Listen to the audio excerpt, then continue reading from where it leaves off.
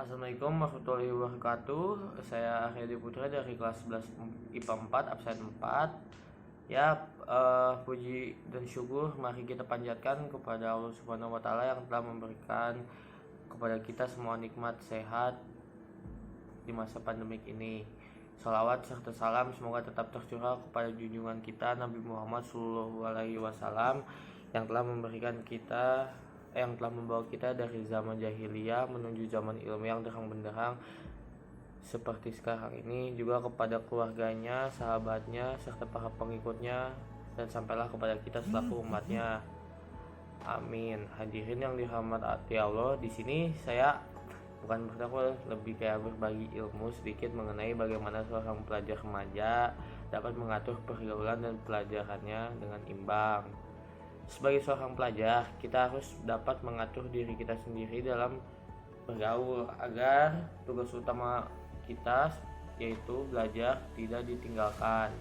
Salah satu hal agar diri kita dapat mengatur hal tersebut adalah kita harus dapat membatasi jam-jam main agar tenaga dan energi kita tidak habis untuk belajar. Di sini juga kita harus bergaul dengan lingkungan yang baik, dalam lingkungan yang baik, suportif dan tidak toksik. Bergaul dengan teman yang seru, asik juga, tapi tidak boleh mengganggu kita atau tidak mengganggu kita dalam belajar. Bahkan dalam pergaulan harusnya saling mengingatkan kita untuk tidak meninggalkan tugas penting kita sebagai pelajar, yaitu sekolah atau belajar. Karena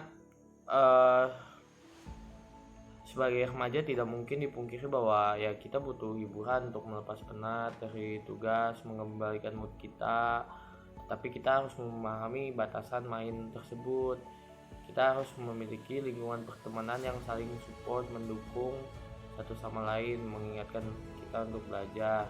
Karena sebagai umat muslim dan telah ada dalil dalam hadis yang berbunyi Thalabul ilmi faridotun ala kulli muslimin, yang artinya menuntut ilmu itu wajib atas setiap umat muslim.